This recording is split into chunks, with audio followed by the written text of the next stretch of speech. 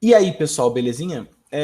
Resolvi regravar a live de ontem que a gente fez, né, para tirar dúvidas, porque a nossa live teve 1h20, aí eu optei por reduzir esse tempo, é o que eu pretendo fazer hoje. Então eu vou repassar os pontos que foram discutidos na live para que os alunos que não compareceram possam assistir, beleza?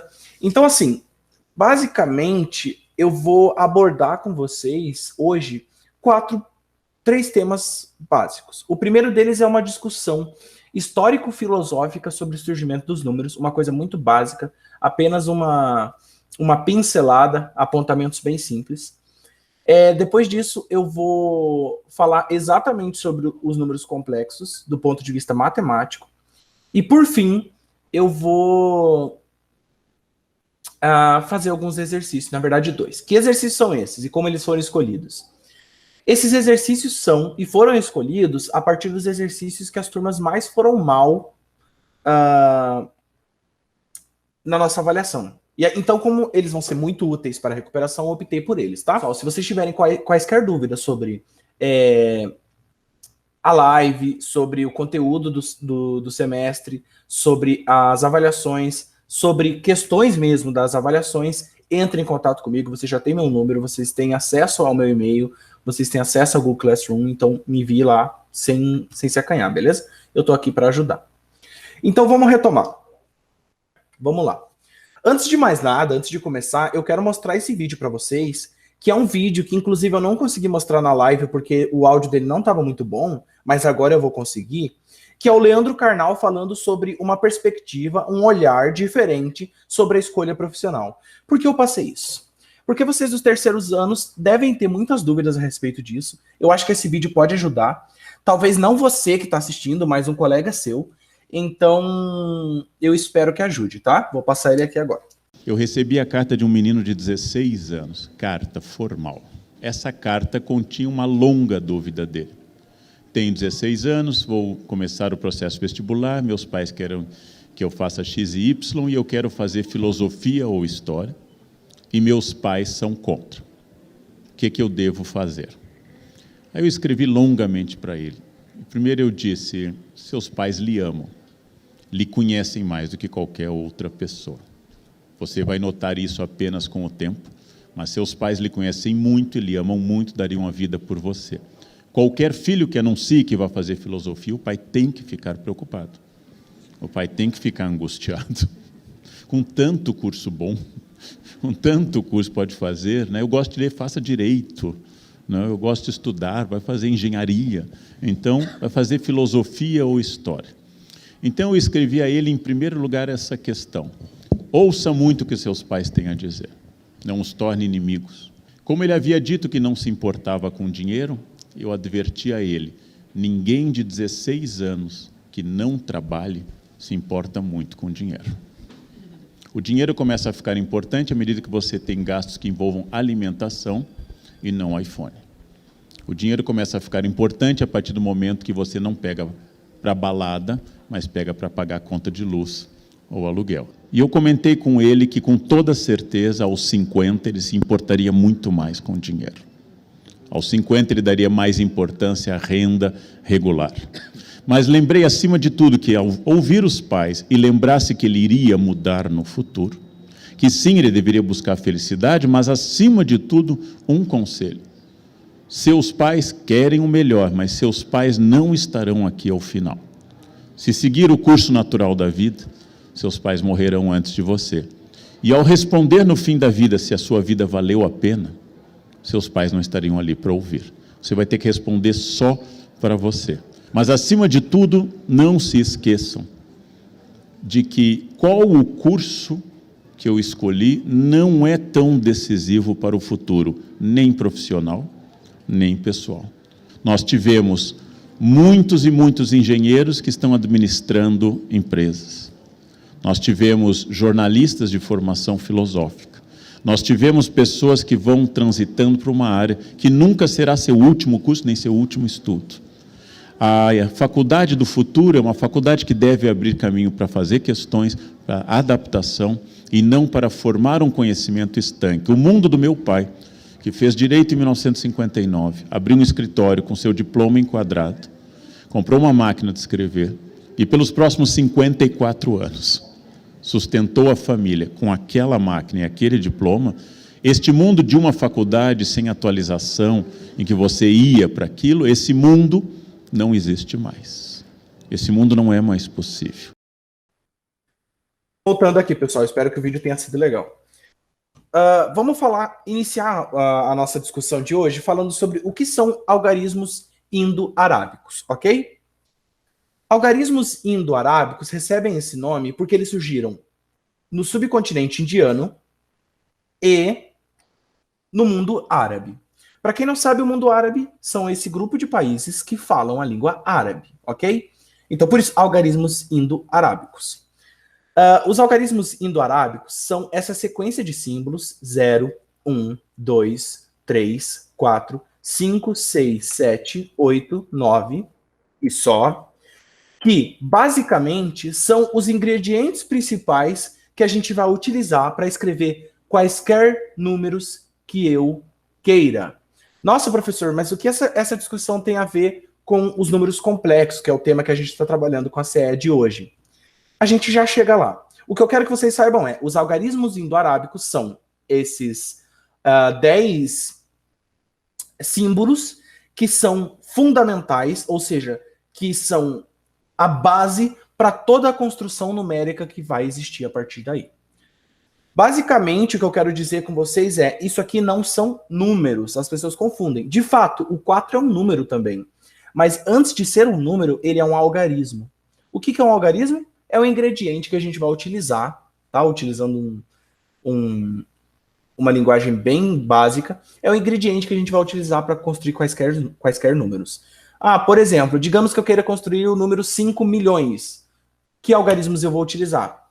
5 e vários zeros, que são símbolos, puramente, e não números, ok?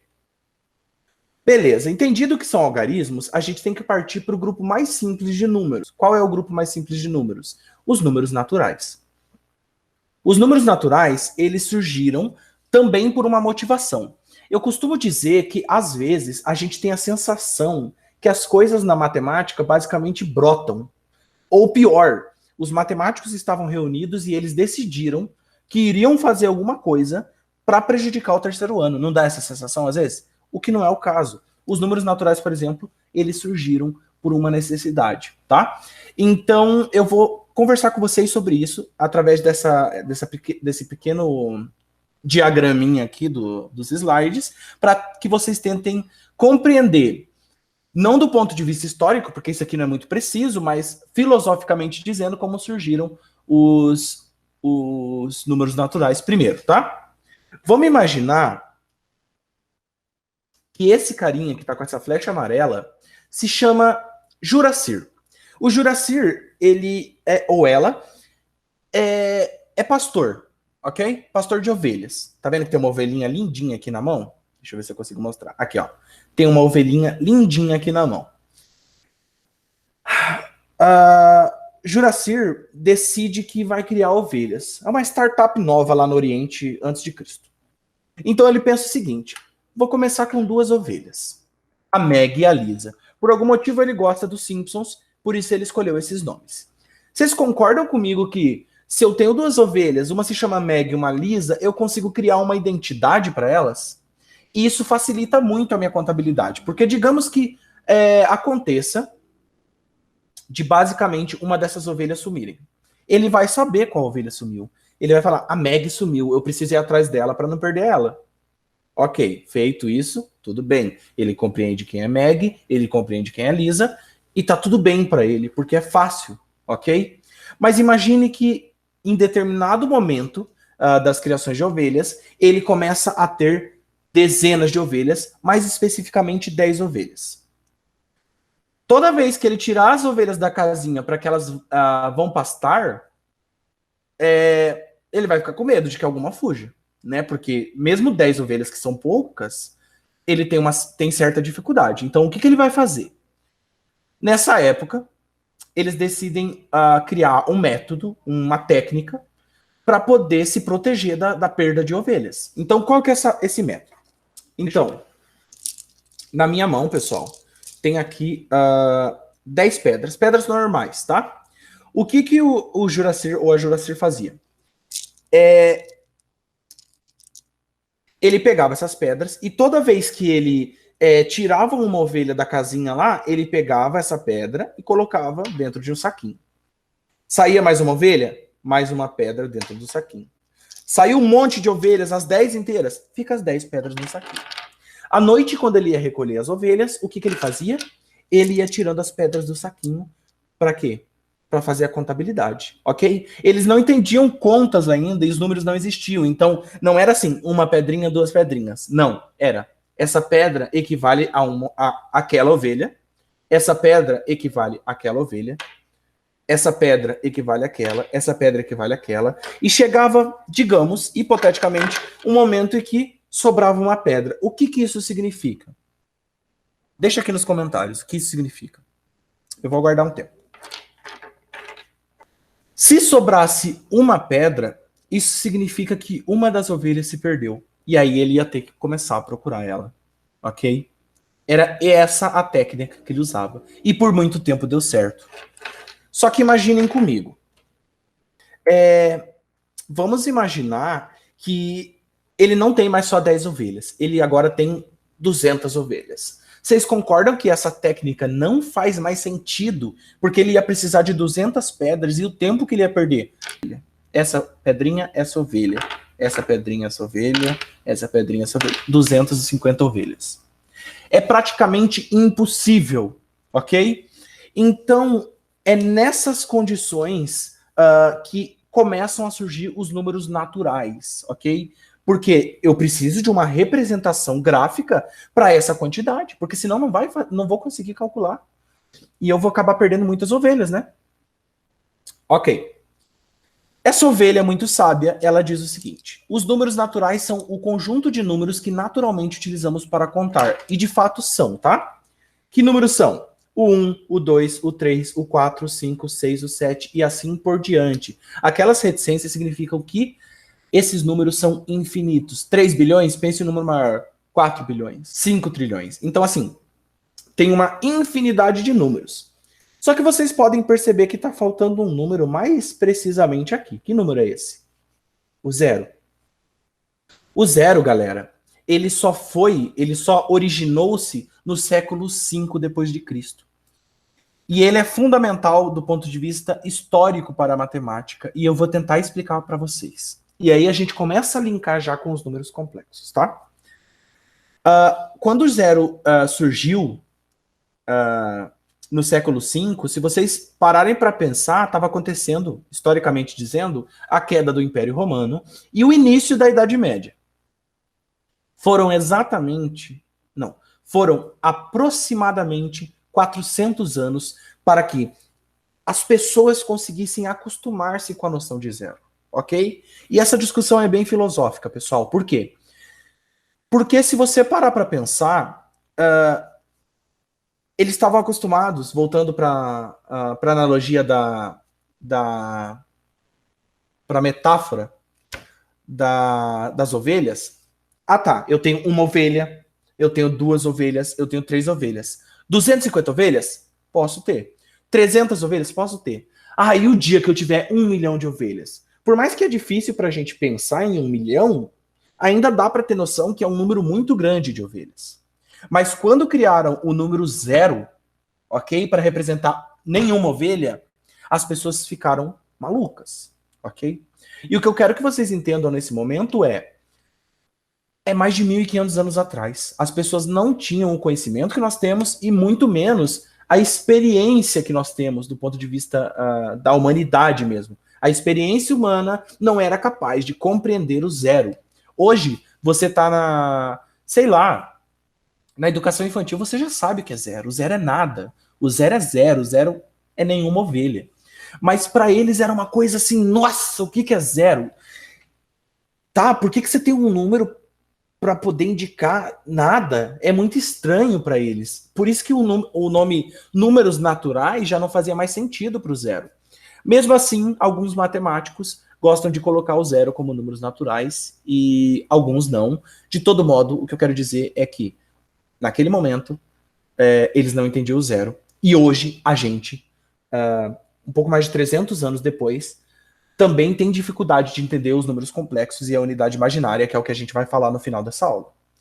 É isso que eu estou querendo dizer. A nossa experiência humana, a nossa capacidade intelectual e cognitiva ainda tem dificuldades para entender um número imaginário, tá? Vamos chegando lá. A gente já chega lá. Então, o primeiro conjunto numérico são os números naturais que a gente acabou de discutir. Mais tarde, eles não são suficientes e aí surgem os números inteiros. Depois, os números racionais. Não na ordem, ok? Já existiam discussões sobre os números irracionais, mas o que eu quero dizer é que, e é importante ressaltar que os racionais, eles englobam os inteiros e os naturais, mas os irracionais são um grupo à parte, ok? Por isso que eu não coloquei aqui dentro, nesse diagrama. E esse conjunto de números a gente denomina números reais, porque eles são os números que a gente está acostumado, que a gente utiliza na vida, por isso real, ok?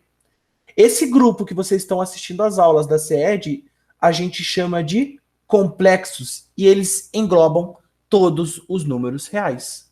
Beleza? Nossa, professora, é sério? Sim. Então, os números reais estão contidos nos números complexos. Beleza, galera? Uma pergunta que fica, pessoal, é a seguinte. Todo número real ao quadrado é positivo? E eu chamo a atenção para a palavra real, ok? Todo número real ao quadrado é positivo? Sim. E por quê? Vamos pegar aqui, como exemplo, o 1. 1 ao quadrado é 1 vezes 1. 1 vezes 1 é 1 positivo, né? Não altera-se não. Então, professor, a sacada seria pegar um número negativo e elevar ao quadrado. Será? Menos 1 ao quadrado, o que acontece?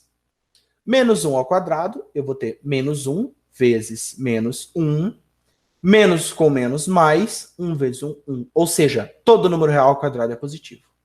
E é nessa perspectiva, é a partir desse momento em que se torna necessário discutir um novo conjunto numérico, ok? Vamos falar sobre isso agora. Vamos entender uma justificativa para o desenvolvimento dos números complexos, tá? Essa aqui, ó. X ao quadrado menos 1 é igual a zero. Isso é uma equação de segundo grau bem simples de se resolver. Não vamos utilizar aqui a fórmula resolutiva de equações de segundo grau, a fórmula de Bhaskara. Vamos tentar resolver isso de uma maneira bem mais simples, ok? Vamos lá. Eu tenho x ao quadrado menos 1 igual a zero. Esse menos 1, eu posso somar mais um dos dois lados, ou para quem prefere, eu posso passar esse menos 1 que está subtraindo, somando no outro lado da igualdade. Ficaria x ao quadrado igual a mais 1. Como eu tenho x ao quadrado, posso passar a raiz do outro lado, ou tirar a raiz dos dois lados. E aí eu teria x é igual a mais ou menos raiz de 1. X é igual a mais ou menos 1. Pessoal, eu quero chamar a atenção para o seguinte. Essa resposta está certa? Tá sim, a gente acabou de ver, ó. 1 ao quadrado dá 1, então 1 menos 1 é 0. Ponto. Acabou. E se eu pegar o menos 1? Menos 1 ao quadrado, a gente acabou de ver que também dá 1, menos 1, 0. Pronto. Acabou.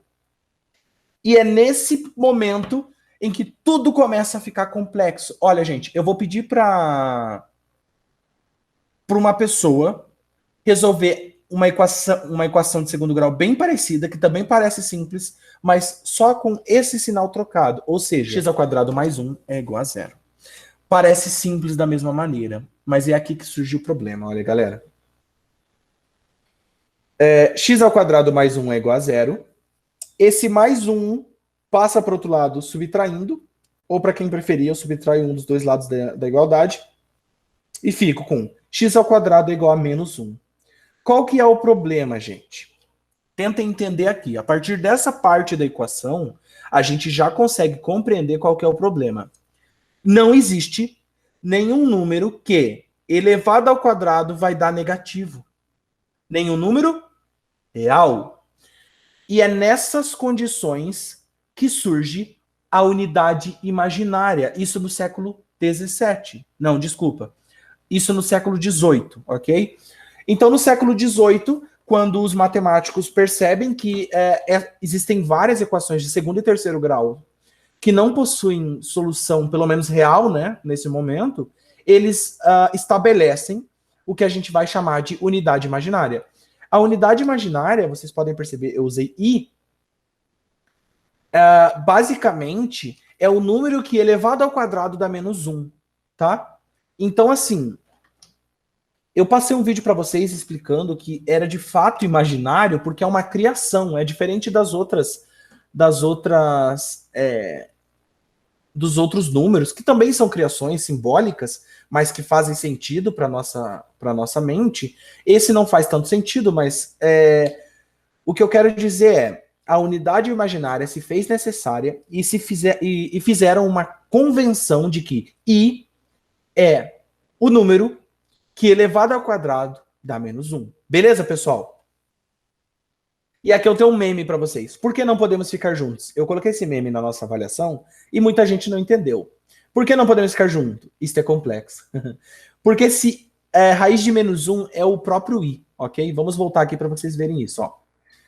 Qual que é o número que elevado ao quadrado dá menos 1? Basta eu elevar ao quadrado a raiz de menos 1, que em teoria não existe no conjunto dos reais. Mas aí a gente vai chamar de I, convenciona. Uma pergunta que foi feita na live mas professor, I é raiz de menos 1?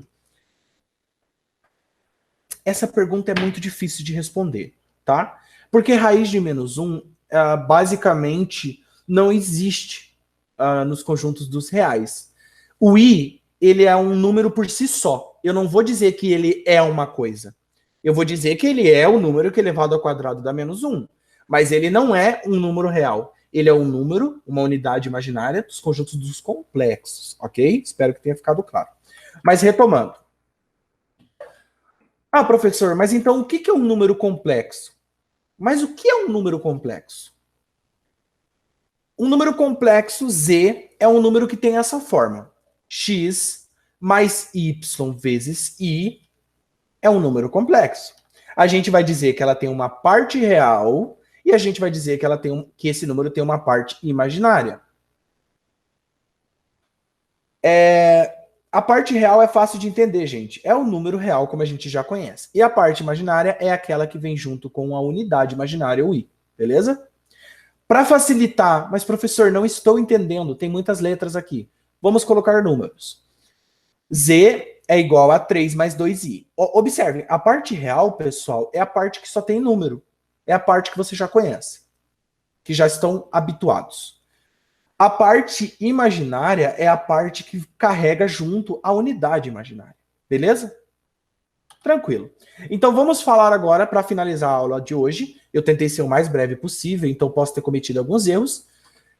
Qualquer coisa, venham conversar comigo, tá? Eu vou fazer 2 exercícios. Retomando, esses exercícios foram escolhidos a partir dos exercícios que vocês mais tiveram dificuldades na última avaliação, que foi aquela avaliação de 5 pontos, beleza? O exercício que vocês tiveram mais dificuldades foi esse exercício número 3. Sendo Z igual a 3 menos 1 e W igual a menos 2 mais 5i, determine Z menos W. Para facilitar, galera, eu vou deixar a parte imaginária de vermelho e a parte real na cor normal, que é o preto aqui nesse caso. Vamos lá. Z menos W, eu vou pegar o Z e vou subtrair do W. É muito fácil. O que eu indico para vocês? Utilizem parênteses para não se confundir. Z, ou seja, 3 menos 1, menos o W, que é menos 2 mais 5i. Ok? Exatamente como aqui. Feito isso, vou passar aqui para a linha de baixo. O 3 menos i eu posso tirar do parênteses, porque não tem nenhum sinal aqui na frente. O menos, aqui eu preciso tomar cuidado, ó. Menos com menos, mais 2, menos com mais, menos 5i. Galera, outra dica para vocês. Sempre quando estiver calculando números complexos, é importante que vocês deixem antes a parte real e depois a parte imaginária. Então, o que eu vou fazer? Ó? Vou pegar esse 2 e vou passar para cá, e esse menos i vou passar para cá. Assim, ó. 3 mais o 2... menos i, menos 5i. 3 mais 2, 5. Menos i, menos 5i, menos 6i. Essa era a resposta da questão, tá? Eu acho que nessa questão vocês erraram mesmo por causa do jogo do sinal. Estava conversando com uma das colegas de vocês e ela disse, eu errei por causa do sinal. Não consegui compreender o que estava acontecendo ali. Então, não é nem o número complexo ou a unidade imaginária que está prejudicando vocês. É esse algebrismo. Beleza, galera? A segunda questão que vocês tiveram dificuldade é essa. Ó. Sendo z igual a 1 mais 8i, qual das alternativas abaixo se expressa o produto de z pelo seu conjugado? Sendo z igual a 1 mais 8i, qual das alternativas abaixo expressa o produto de z pelo seu conjugado? 62, 63, 64, 65. Beleza. Primeiro, se z é igual a 1 mais 8i, a gente já viu que o conjugado vai ser z barra igual a 1 menos 8i. Galera, o conjugado, eu só altero o sinal da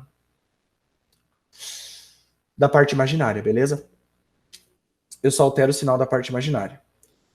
Então, vamos lá. Z vezes z barra é igual a 1 mais 8i, que é o meu z, vezes 1 menos 8i. Existem fórmulas para você pular um passo aqui, mas se vocês preferirem, podem fazer do jeito normal, como a gente já está acostumado. Do tradicional, do jeito que a gente já está acostumado.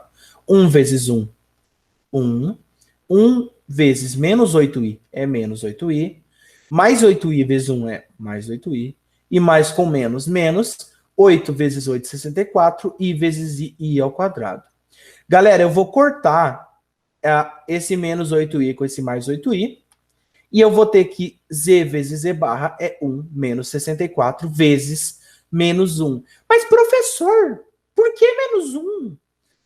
Porque i ao quadrado, i não é a unidade imaginária, i a unidade imaginária é o número que elevado ao quadrado dá menos 1, então basta eu fazer i ao quadrado igual a menos 1. Perfeito, galera? Fica 1 mais 64 igual a 65.